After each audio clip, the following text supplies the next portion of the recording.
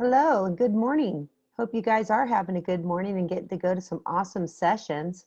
My name's Kristan Morales and you guys are here for Quizizz, Edpuzzle, Socrative, and Formative assessment tools. I've gone to Google, RCOE Google Summer Camp every year since the beginning. And this, of course, is my first year coming to the conference virtual. Still lots of great presenters, but a little different format. So I hope you guys are enjoying the virtual format. I do want you guys to go ahead and open up my slide deck.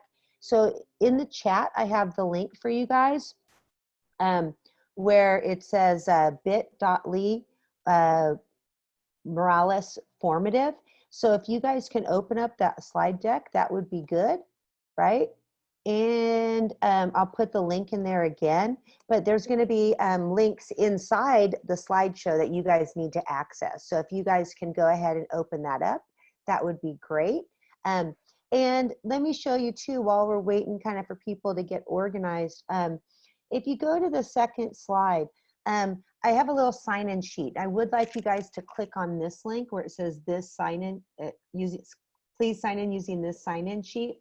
I'm a high school teacher and tech coach in Temecula, California.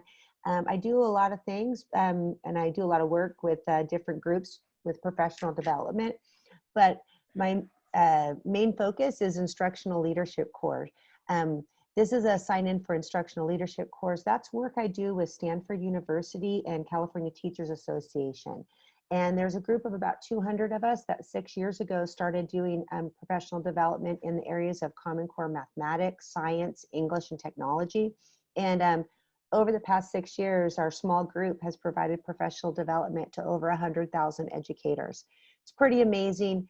But Stanford wants to know that I connected with you today. So I have this sign-in sheet. So if you can please click on this link and sign in for me. And then at the end, I have a very brief evaluation. Again, that supports my work with the ILC, and I really appreciate you taking the time to sign in and do the evaluation at the end.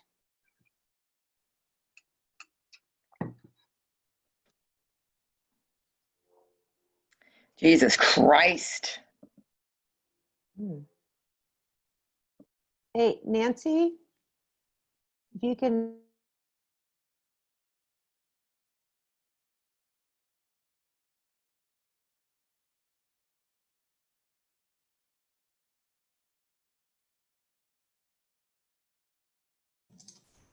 Hold on a second, Kristan, I apologize.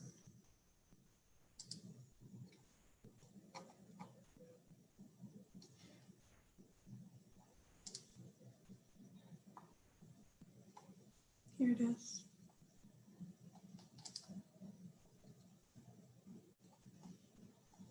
Oh, can you hear me now? Yes. Okay, thank you. All right, you guys, so thanks for filling out the sign-in sheet. I really appreciate that. And there'll be an evaluation at the end. The first thing I'm going to talk about today is Quizizz. So let's hear a little bit about Quizizz. I have a quick video for you guys to watch. Quizizz helps teachers save time. Here's how it works. First, create a new quiz, or mix and match millions of teacher-created questions. Next, students play at their own pace, in class or at home. Every learner competes to improve, and retakes are a cinch. While students play, Quizizz handles the grading. Instantly, you see what each student has mastered, know where they can improve, and share their progress with tools like Google Classroom. Find a quiz now. It's free. All right, you guys. So I love this is a tool that is available. It has all kinds of pre-made quizzes in any discipline from any grade level. Once you guys set up your Quizizz account, you can go ahead and search. So maybe you want to search linear equations, or maybe you want to search, poetry, right? Other teachers have made lots and lots of quizzes that you can just use right away or edit to suit your own needs, right? And then let's go ahead and take a look here. I want to start by having you guys play Quizizz with me so you can see what it feels like from the student end. So I have a fun Quizizz here about superheroes. And when you're in your Quizizz account, it looks like this once you find one that you want to use. You can decide you either want to play it live. You can assign it for homework, and a lot of the times I will assign it for homework where students can play the game over and over again until they reach mastery. Or you can do solo practice, which turns it into flashcards. But when I'm live in my classroom face-to-face, or when I'm doing synchronous learning on Google Meet, I like to play live because it's really fun, and you get to see where you're at and compete. And Quizizz is going to ask you questions. It's going to give you little memes and power-ups along the way. So it's really engaging for students. So I'm going to start a live game. So I just press play live. I press continue. And a live game board comes up, right? So I want you guys to go open a new tab. And on your new tab, I want you to go to joinmyquiz.com. Joinmyquiz.com.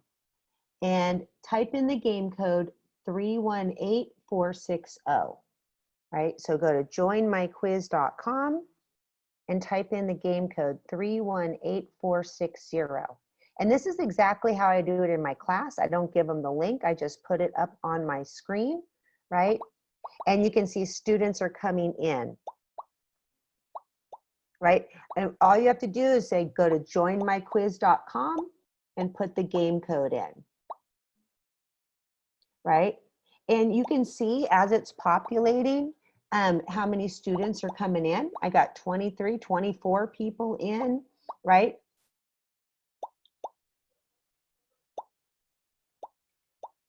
The code is 318460, and it's on the screen in the Zoom, right? So 318460, right?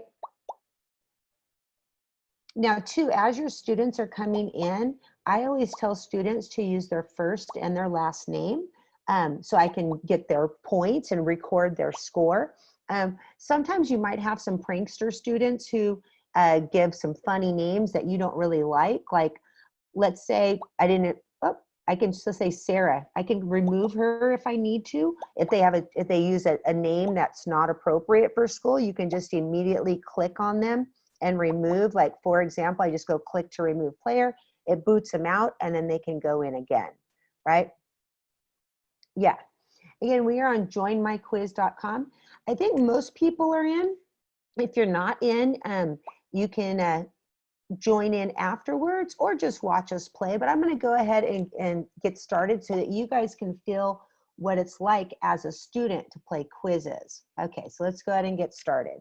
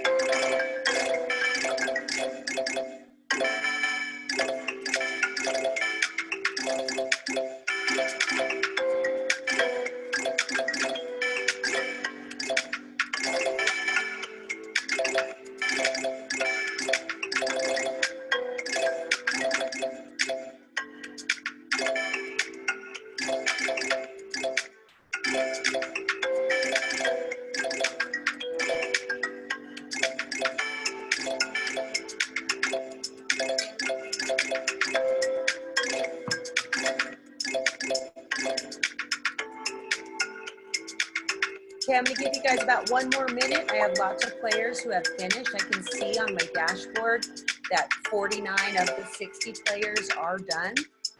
Again, the idea is for you guys to get a feel of what it feels like from a student's point of view, right, to play quizzes. I'm gonna give you about 60 seconds to finish up, and then I'm gonna end the game.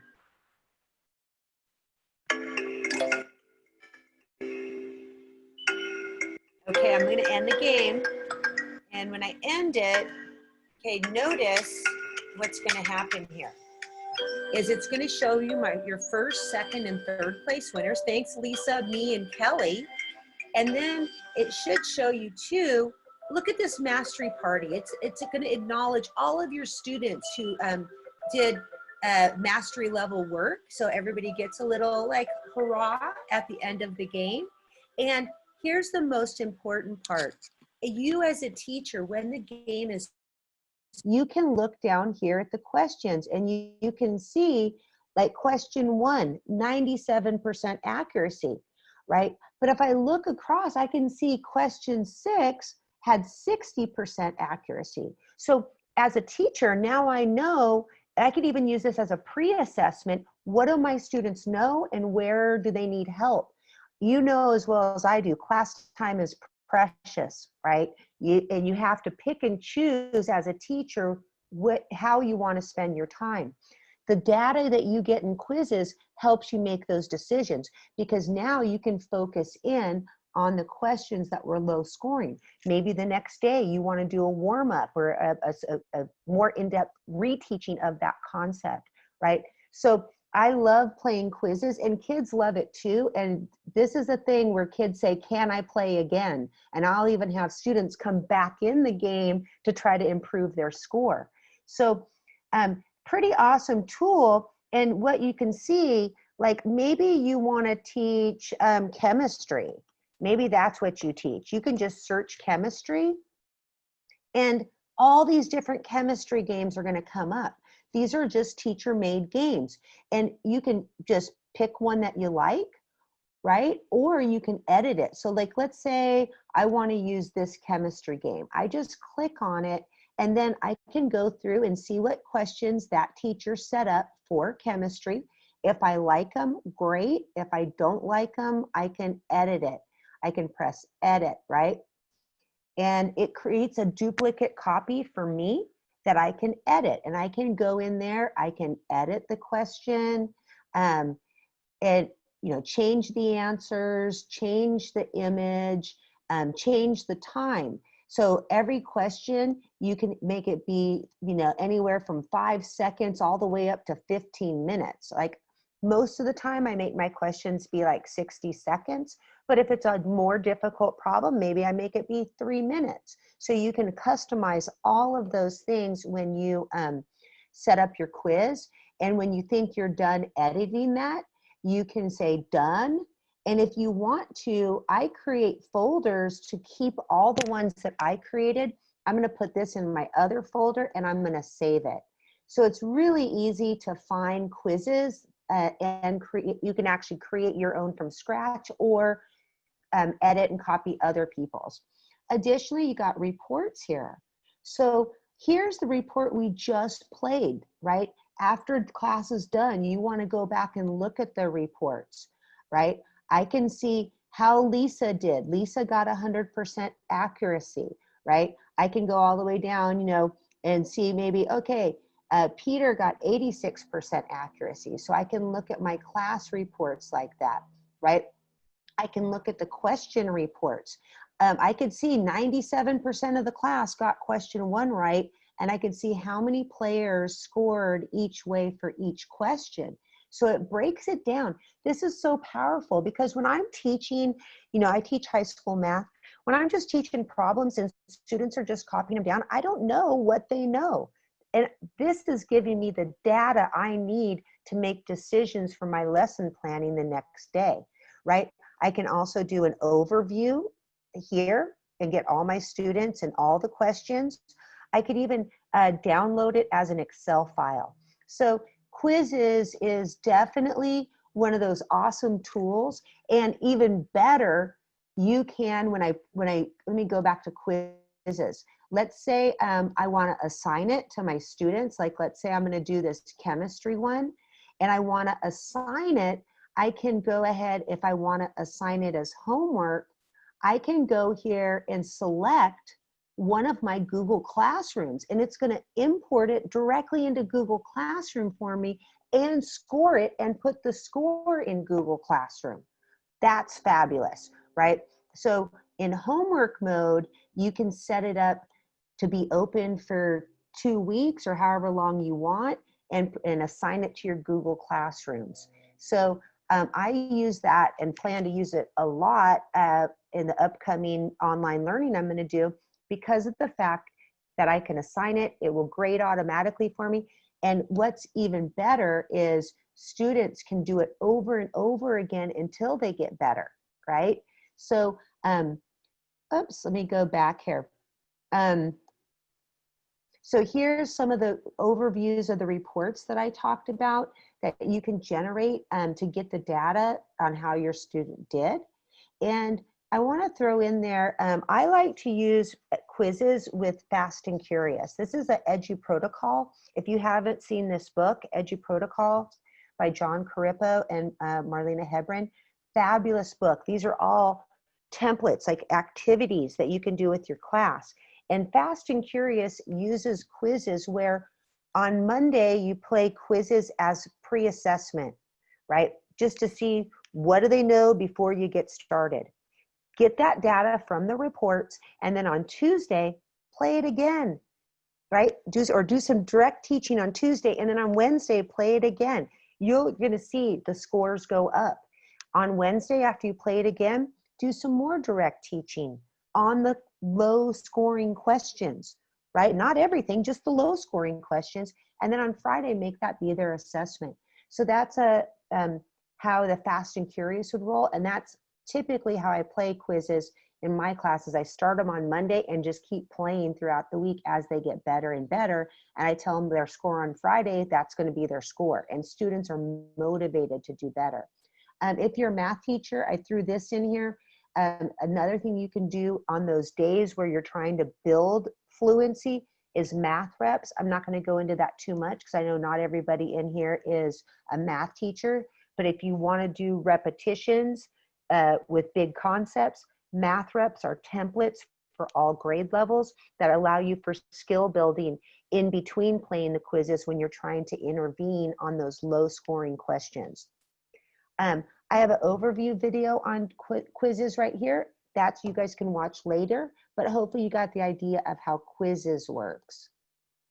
All right, our next formative assessment tool is Edpuzzle, right?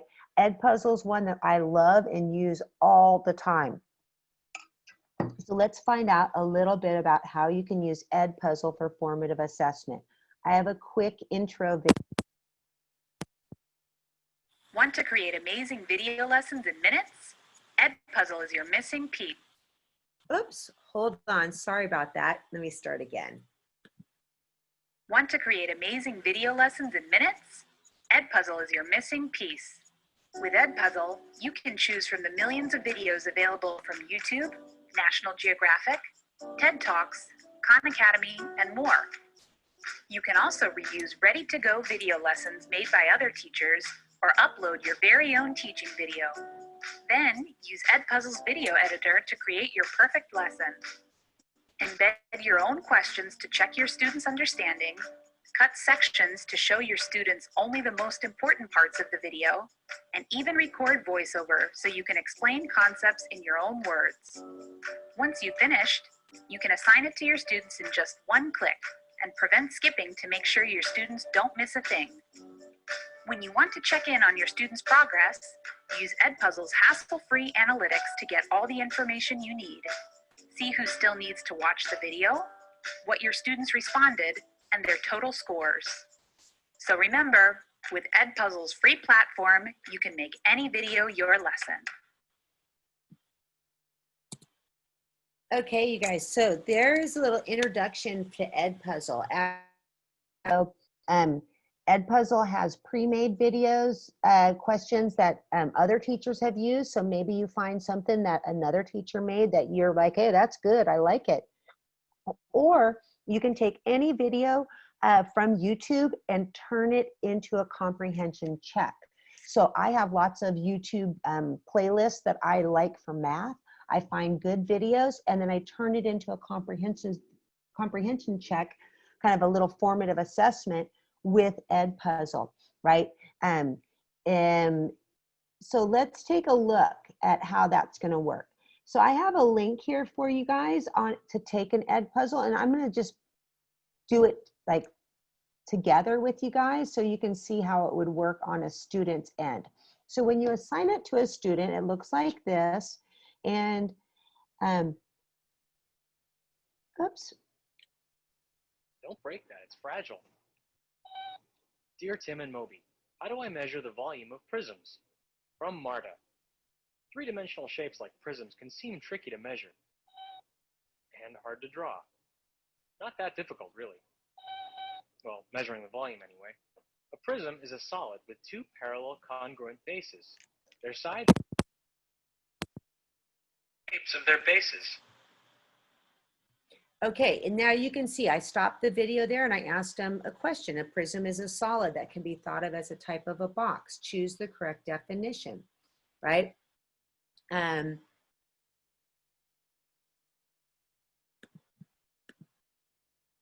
I got it right. It tells the student right away if they got it right or wrong, and you can actually give feedback when you set this up, and then they can continue watching.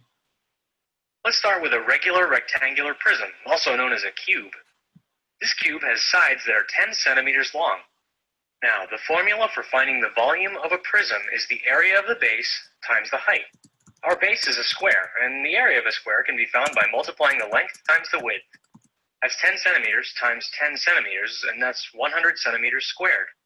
Now we multiply the area of the base times the height of the prism and get 1,000 centimeters cubed, or 1,000 cubic centimeters. Okay, so I can, all right, I did 125. You can kind of see the questions. I'm asking a lot of multiple choice questions. You can also ask open-ended questions, either way. The same formula, area of the base times height, will work with other rectangular prisms too. They're just not as easy as a 10 centimeter cube. Let's try a triangular prism. The formula for calculating the volume is the same, area of the base times the height. So first we find the area of the base. Hey Moby, do you remember the formula for a triangle's area? Right, 1/2 of the base times the height. This triangle has a base of 8 centimeters, and the height is 6 centimeters. So 1/2 of the base is 4 centimeters times 6 equals 24 square centimeters. Now the height of our prism is 10 centimeters. The area of our base times the height is 240 cubic. Okay, so here's where I get kind of creative with Edpuzzle. Do you see how now they just showed how to get the volume of a triangle prism, and I put a new problem in. So I started getting real creative with Edpuzzle, and I got away from math textbook homework. Instead, what I started doing is I would find a video that was showing the math concepts I wanted students to teach. And then after they saw a video problem, I would put a new problem in and have them solve. So this is something I was using for homework, for independent practice. It also could be for asynchronous learning because they are learning as they're going along the way. But you kind of get the idea of how Edpuzzles work. I'm going to get something wrong here just so you can see. No, and you can give feedback too. So that's kind of how Edpuzzle works. And it's awesome because when you do Edpuzzle, first of all, too, teacher gradebook. I can go into my teacher gradebook. Now this connects directly to Google Classroom. So when a student takes it and gets their score, it populates immediately in Google Classroom so that it's already in there if you're using your Google Classroom gradebook. It also works with Canvas, and my school just adopted Canvas, and I would just assign it to them through Canvas, and it would auto-populate my Canvas gradebook with their scores. And additionally, I can go into my Edpuzzle gradebook and it shows me all my students, how many minutes they've spent, and what their percentage score was on every single video. So lots of great stuff there. And you can actually look at your content. You can search other people's contents, like maybe I want to do, I don't know, biology. I just search it up and biology lessons come up. These are ones that other teachers have made. I can include videos from YouTube, Khan Academy, National Geographic, TED Talks, right? And then I save my own content down here. So these are all ones that I've made. And some of them, I made them from scratch. Some of them, I just found other teachers that were good and just tweaked them a little bit. So lots of great things you can do. So when you're in Edpuzzle, you can click on My Classes and create classes, right? You can choose a class from Google Classroom, which that's what I do. I just have my Google Classroom already set up and just choose my Google Classroom classes. Or you can connect it with your Canvas LMS and other LMSs. And I have a video here you can watch on your own about how to create a class, how to edit videos. I like to stick primarily with the multiple choice questions because those are auto-graded for me, but you can also ask open-ended questions. And sometimes I'll put a note because the video that I get from YouTube doesn't have all the details I want my students to know. So I'll stop the video with a note and say, oh, and additionally, when the variable's on the left-hand side, you know, you need to multiply by -1, or I'll give them a little tip. So you can add those notes in there along the way. And again, here's a video you guys can watch on your own if you're interested in learning more about how to edit the videos and how to assign it, right? I always, when I'm assigning it, I always choose a start date. I don't do a due date. I always leave mine open so students can do it late, because that's the kind of teacher that I am. I let students just do your work and turn it in, even if it's late, get it in. So I normally don't choose a due date, but I always do choose the prevent skipping mode because that way students can't jump forward in the Edpuzzle. They have to do it in order. I just showed you a little bit about the gradebook. Right now, the way Edpuzzle is set up is the students could only take it once. It like auto defaults to just taking it once, but you can go into your gradebook and reset it for a student, right? And I already showed you guys a little bit about what the gradebook looks like. You go like this to gradebook, and I can pick on all the classes that I've been doing. Like I got my summer school class, and I can pick on pick a student. So I can choose this student, Aiden, and I can show all of his scores, right? And I can share that with him and see how he's doing, or look at the whole class, right? So pretty powerful stuff there in terms of getting the data for formative assessment and showing students what they know and how you can support them. So Edpuzzle has all kinds of great resources available. Anything up here with that's underlined is a link. So I put a lot of links up in this top bar of the slides that you can click on and get more Edpuzzle resources. Okay, hopefully you guys are in love with Edpuzzle like me. Like that's my go-to asynchronous tool. I gotta have my Edpuzzle. Another formative assessment tool that you guys could use is Socrative. I like Socrative. It's kind of like an on-the-fly or small quiz formative assessment. So let me show you this quick Socrative intro video. Meet Socrative, your tool for fun and effective formative assessment. Socrative enables you to engage and assess students on any device and operating system during class. All the activities visualize student answers in real time and provide detailed reports for afterwards. Directly from your teacher dashboard, you can launch all types of assessments. Start a quiz, do a quick question or polling activity, play a fun space race game, or do an out-of-the-door exit ticket. Quick questions are perfect for no-prep activities. As students respond, the teacher can see in real time what the students are thinking, have a discussion of the results, or ask more quick questions. It's your choice. You can create your own assessments or share assessments with your colleagues and other Socrative users around the world.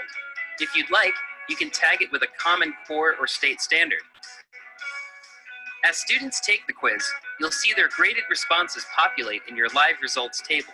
Each column shows how the whole class is performing on that question. You can see which questions you need to go over with the class or decide how to group students for review based on their results.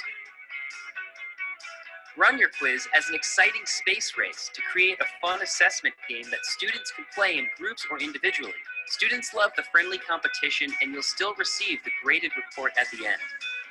With Socrative Pro, you can set a countdown timer or upload your own race icon. You can manage multiple live activities simultaneously in 10 different rooms, create a room for each period, divide the class into smaller groups, or even have a homework room. In addition, you can add rosters and have up to 150 students in each room. With Socrative, visualizing student understanding has never been easier. Sign up today at Socrative.com.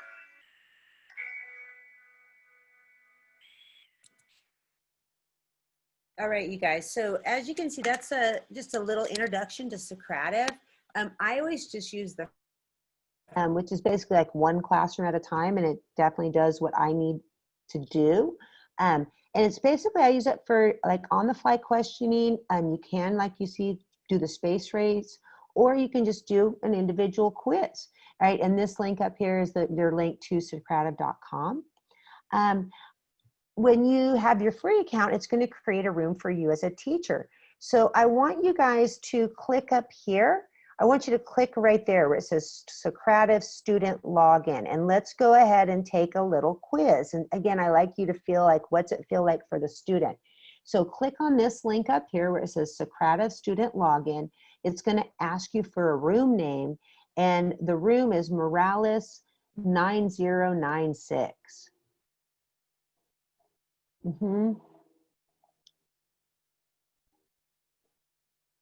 So go ahead and start taking that quiz, right? You should be logged into your student login, and you can take the quiz, right? And I'm going to go through and see who's logged on. I'm going to go to my teacher dashboard. Oh, hey, people are coming in. Look at this. See, now if you look on my screen, I can see people are taking the quiz. I can see what questions they're doing. So try it out, right? And if I don't want to show the names, I don't have to show the names. Maybe you want to do it like this in class. So while they're taking their quiz, right, you can have the names hidden so that the class can feel kind of that leaderboard feeling like you kind of got for Quizizz, right? Or maybe you just keep this private and you just do it yourself, right? So you can see kind of the questions that are going on with students and how they're responding, right? So on the teacher dashboard. I'm going to give you just another minute or two to finish taking the quiz. And again, I don't care about right answers. I just want you to go through the process. So if geometry is not your thing, don't even worry about it, right?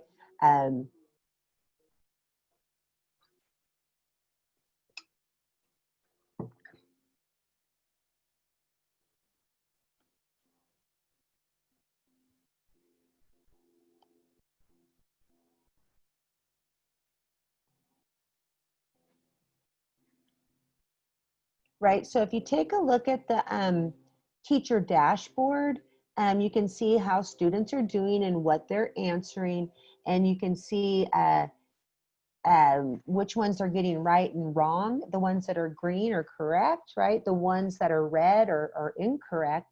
And then the ones that are just in light blue, those have to be reviewed by the teacher. So if you choose multiple choice or true false, it's going to go ahead and score it for you. Of course, if it's open-ended, then you'll need to take a look at it yourself, right? So, and again, you can show names or not show names. Now, what's going to happen with with Socrative free account is I can just run one quiz at a time. So that's the kind of difference between the free and the paid version is if you have the paid version, you can run multiple quizzes at the same time. But you can see how I could just real quick say, okay, guys, I just taught you something about parallel lines and transversals. I want you to take a quick exit ticket to get out of class. You could assign this for homework, for independent learning, right? You can do it kind of both ways. So I really like Socrative for kind of a quick question and a way to get some quick data on students. So I had it set in quiz mode, right? I could play the space race, which it would automatically group you guys into teams, or a simple exit ticket, or just pull up Socrative for an on-the-fly quick question, right? And once students are in your room, like my room was Morales 9096, if you finish that activity, then on their screen, it'll say waiting for another activity, and you can launch activity after activity after activity. So maybe you want, a quick question open so that you can get student responses that way. You get the students get the instant feedback. You have the open navigation where students have the ability to kind of click back and forth between different questions. Or I could set it up as teacher paced.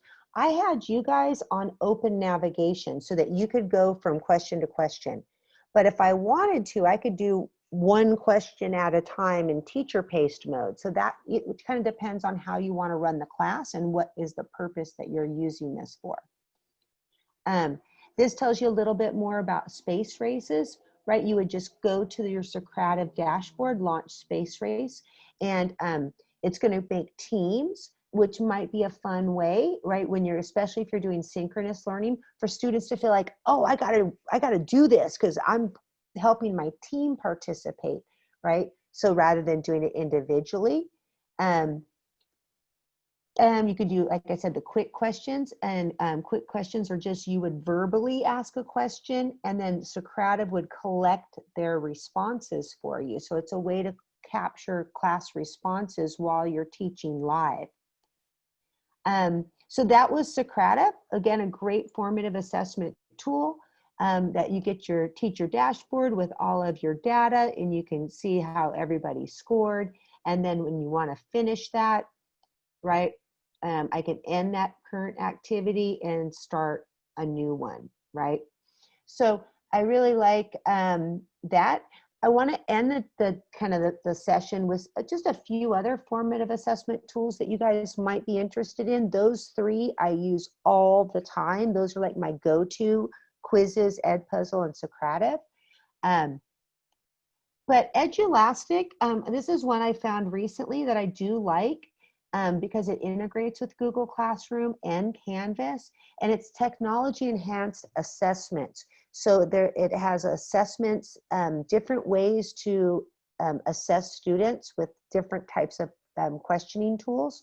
And there's ones that are already made or ones that you can create from yourself.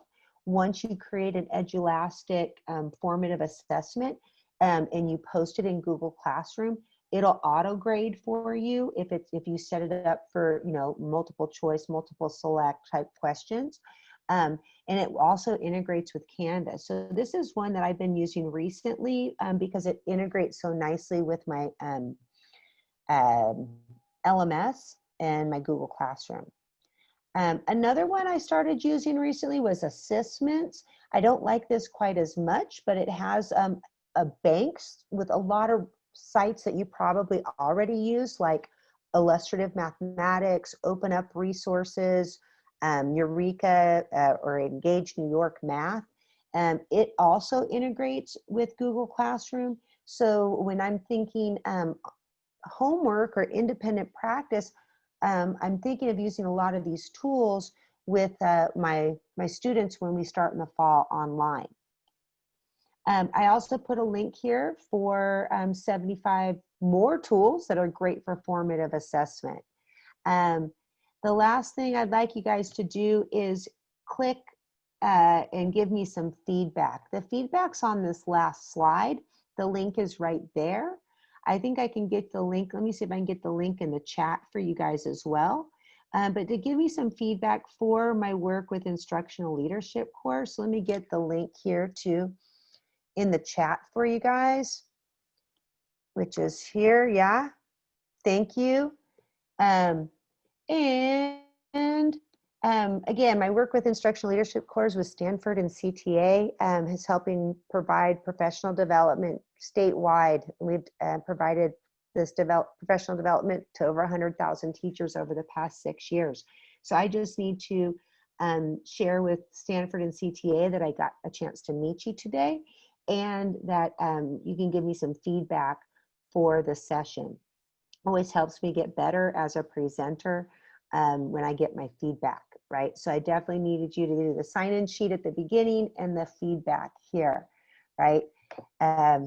And last but not least, if you like what you saw and you want to see some more of my presentations, I have all my recent presentations linked on my website that is at bit.ly/techieteacher. Also some other things that I'm involved with. So yeah, if you want to see some more, you can go to my website, and it's right there at the end of the slide. I would like to go ahead and open it up for any questions that people have, or you know, be here to answer whatever you need.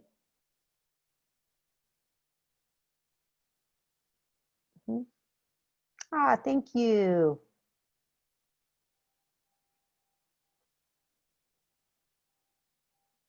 Yeah, I'm glad you enjoyed it. Yeah, you're welcome. Yeah, I hope you guys get to use all that stuff, all really easy ways to make your stuff engaging.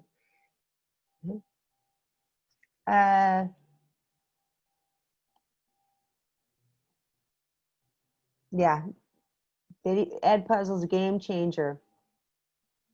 I use these along with my curriculum assessments. Yeah, so these are like my little formative assessments along the way.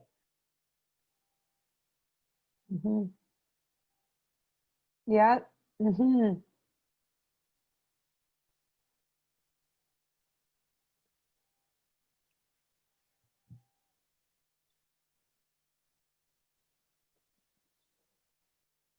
On Quizizz, I don't use testing mode. In Quizizz, I use homework mode quite frequently. So I either play Quizizz live in class, like I did with you guys, or I do homework mode. I think the homework is a lot more engaging that way for students, and then they get feedback because they can see that, you know, the results. I don't know if you guys noticed when you took the quizzes, at the end, when you finish early, you can review your answers at the end. So a lot of times I'll tell students to review their answers at the end. Yeah. Edpuzzle's free. The free version of Edpuzzle gives you 20 free videos. So if you want more than 20, right, you have to get a paid account, but I just use the free account. Middle school math class or music class. I think you could use this really for any class. I think music class, you could definitely use Edpuzzle, get some videos of musicians playing, and maybe ask them to notice different parts of the musical piece that they saw in the video. You could also, in Quizizz, you can make pictures you can screenshot pictures of musical notes and ask them, hey, what is this note, right?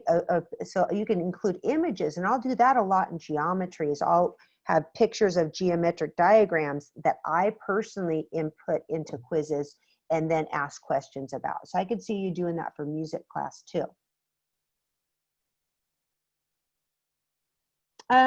Uploading scores for absent students, you know what? That's why in Edpuzzle, I don't put a due date on it. I leave it open and they can access it at any time. And in Quizizz, if you leave the homework mode open over a period of a week, students can do it at any time and those grades are gonna update automatically. So that's my workaround with absent students is I I don't put due dates on, or I make the due date far enough out so that they can do it even if they were absent that day. Summative assessments in math, you might look at Edulastic. Edulastic has a lot of assessment tools for math. Of course, you could use a Google form, but maybe Edulastic or might be better. So I might try that out for summative assessments in math.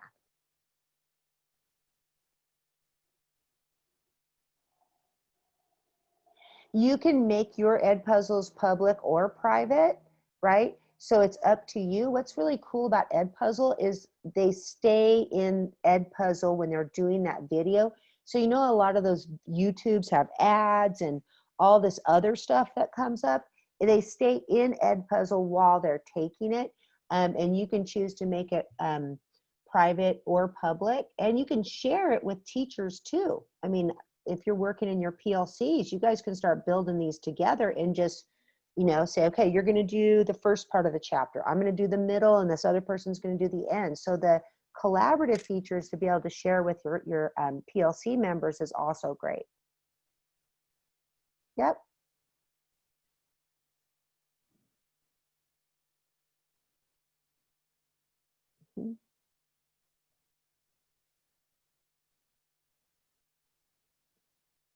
Yeah, I'm glad you guys enjoyed it, and I hope that you get to use all those tools in your class. They're all pretty simple to use. And I do recommend, just like when I did quizzes with you guys, I did superheroes. I think a good protocol for your class is when you introduce these tools to your students, don't make it academic at first. Make it fun. You know, do superheroes, do dogs, do, you know, whatever the first time, so they get to learn the tool before you ask them to learn the subject. And I plan to do that my first couple of weeks of school.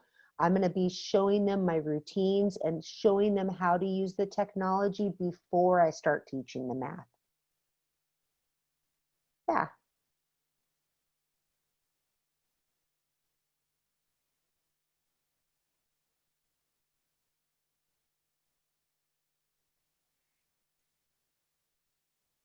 Mm-hmm.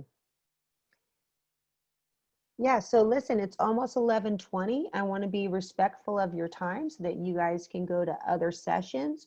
You're free to stay on and, you know, ask questions. If not, you're free to go. You'll be on your way, a little 10-minute break before your next session, right? And you guys got my Twitter handle, so you can always contact me on Twitter, send me a DM. You got my website, so you guys know how to get in touch with me. Mm-hmm.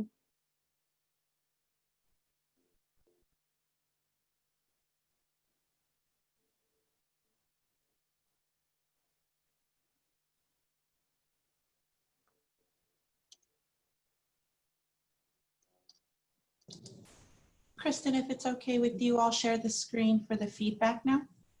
Okay.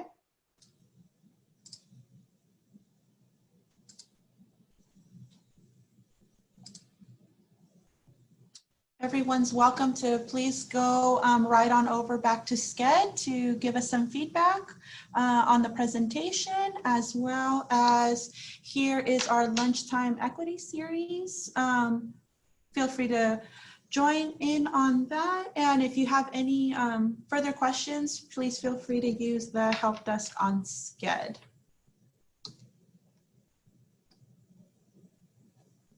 Thanks, Nancy. You're welcome. Thank you, everybody.